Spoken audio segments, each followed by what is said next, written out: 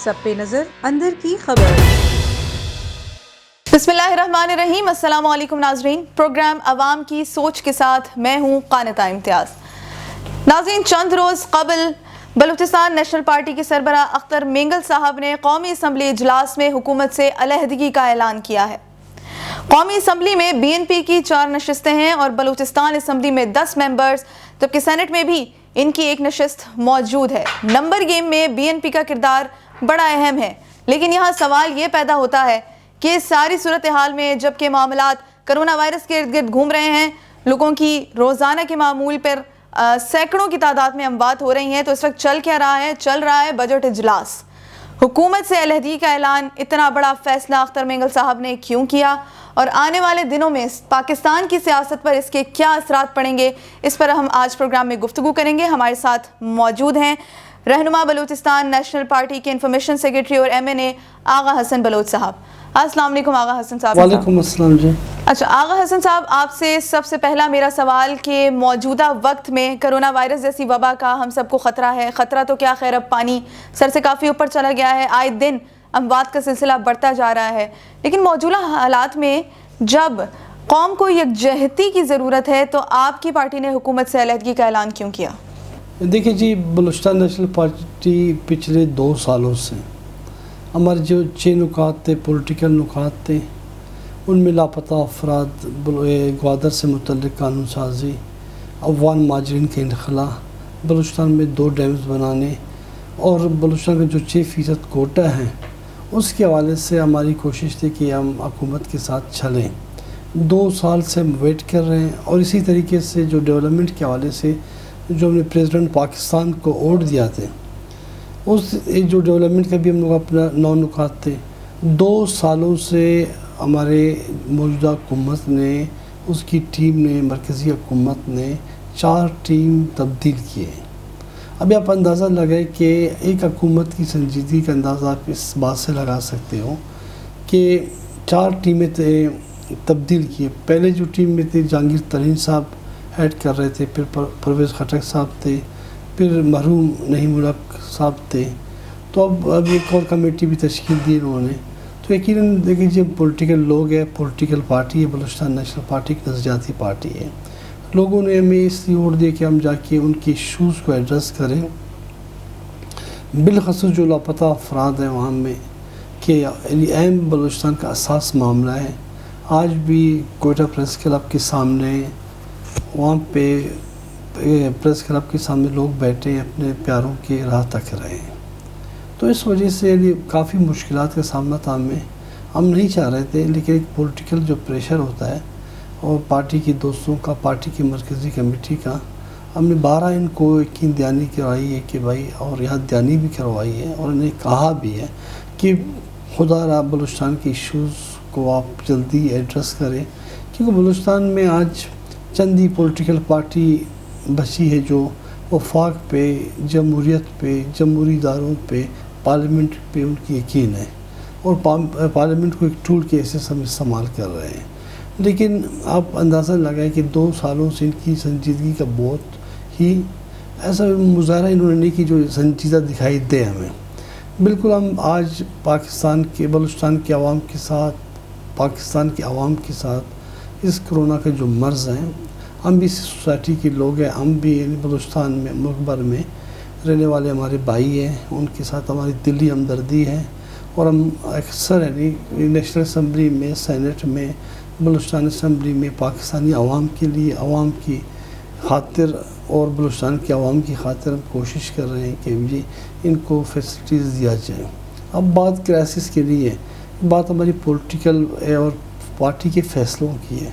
अगर हम पार्टी के फ़ैसलों को एज ए जमहूरी पार्टी अगर वायलेट करते हैं, उनको फ़ैसलों को नहीं मानते हैं, तो यकीनन कल हमारी परेशानियाँ, मुश्किलात बढ़ेंगी। आज भी हम अपने एकजहती, कौम के साथ एकजहती करते हैं और लोगों के साथ, और कोरोना के जो आज जो वायरस है, जो पूरी दुनिया में जो वबा फैली है, हम यकीन जाने आज दुआ भी करते हैं और हम कौम के साथ है और हमारी कोशिश रहेगी, हमारी एफ़र्ट्स रहेगी और दुआ रहेगी कि हम लोगों के साथ, लोगों के मसाइलों को हल करने के लिए یہ کورونا کی جو مرض ہے اس میں اپنا ایفیکٹو کردار ادا کریں. آغا حسن صاحب یہ بتائیں کہ حکومت سے علیحدگی کے اعلان کے بعد کیا حکومتی رہنماؤں میں سے کسی نے آپ کی جماعت سے کسی قسم کا کوئی رابطہ کرنے کی کوشش کی؟ جی بالکل. بلوچستان نیشنل پارٹی کے قائد سردار اختر مینگل صاحب سے اسپیکر صاحب نے اور سینٹ کے چیئرمین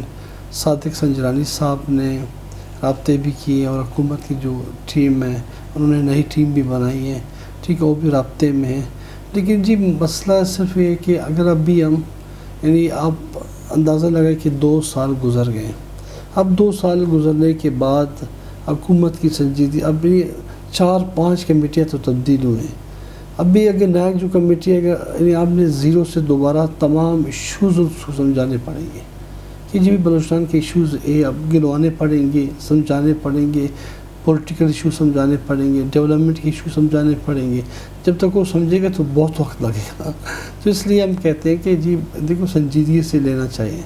آج اگر 2 سال پہلے ہی سے ابتدائی دنوں سے اگر سنجیدگی سے معاملات کو لیتے اور یعنی لاپتہ افراد جو 5 پوائنٹ اور تھے ڈیولپمنٹ کے حوالے سے جو پوائنٹس تھے اس پر سنجیدگی دکھاتے, یقیناً آج ان کو کوئی پریشانی نہیں ہوتی.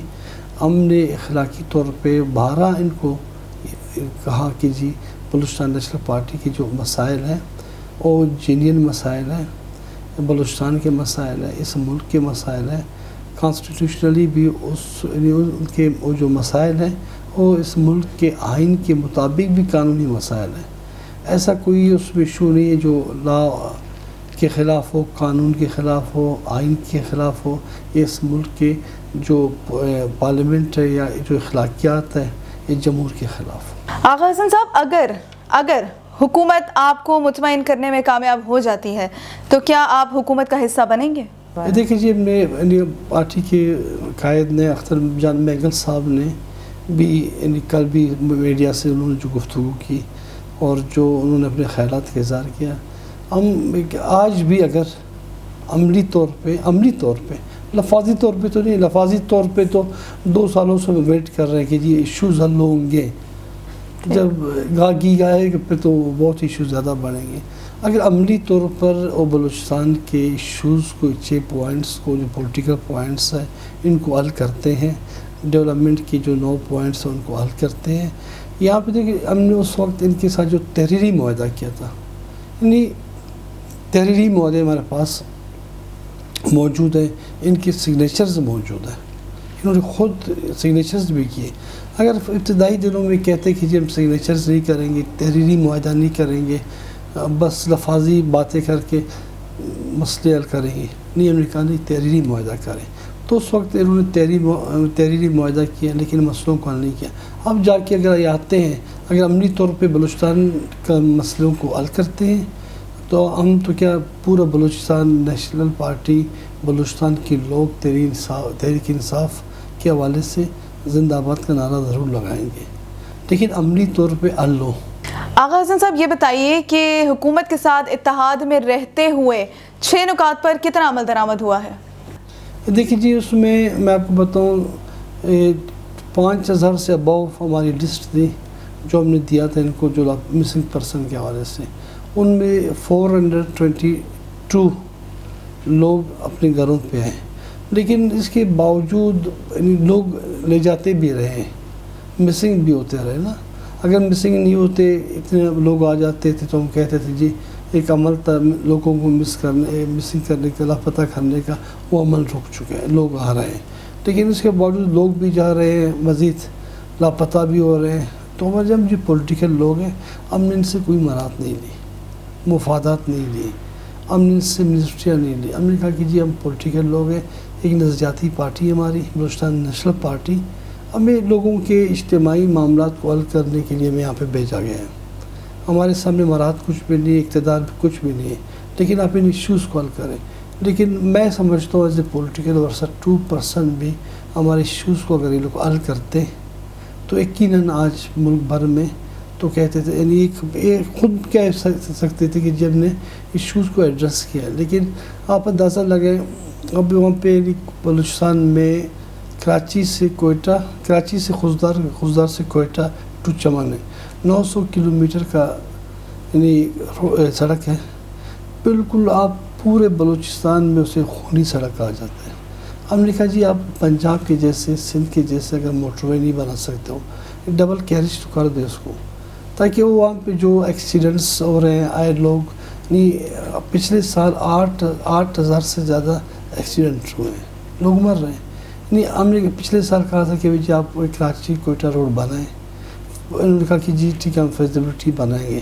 ابھی آپ اندازہ لگائیں جو حکومت فیزیبلٹی رپورٹ نہیں بنا سکتی ہے، جو حکومت بلوچستان کی 2 بڑے ڈیمز کے حوالے سے فیزیبلٹی رپورٹس نہیں بنا سکتی ہے، تو بلوچستان کی اجتماعی مسئلوں کا حل۔ اچھا آغا حسن صاحب یہ بتائیے کہ بلوچستان میں آپ حکومت کے اتحادی نہیں ہیں، تو بی این پی کی بلوچستان میں کیا حکمت عملی ہوگی؟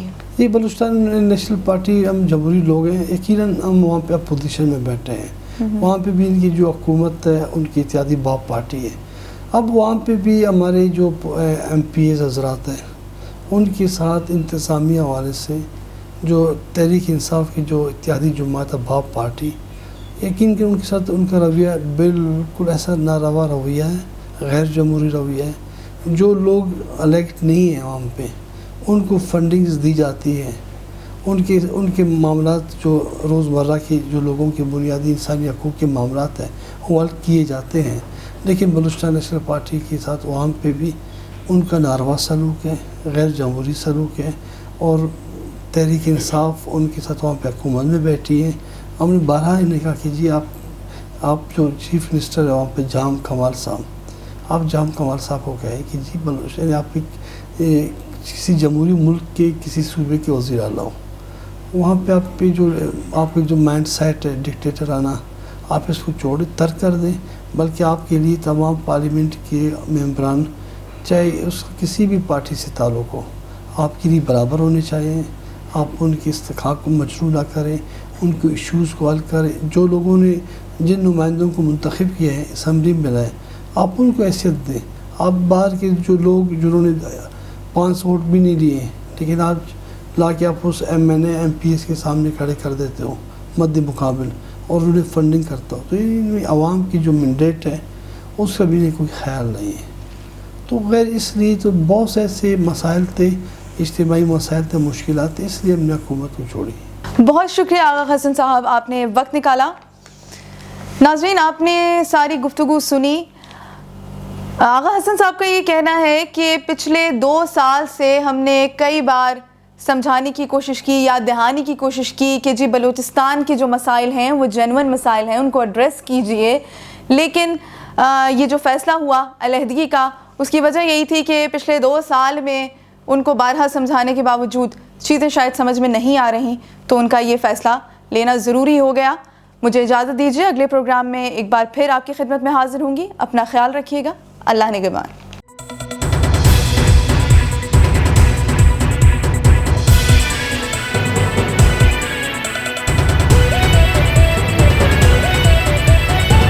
A1 TV، سب پہ نظر، اندر کی خبر۔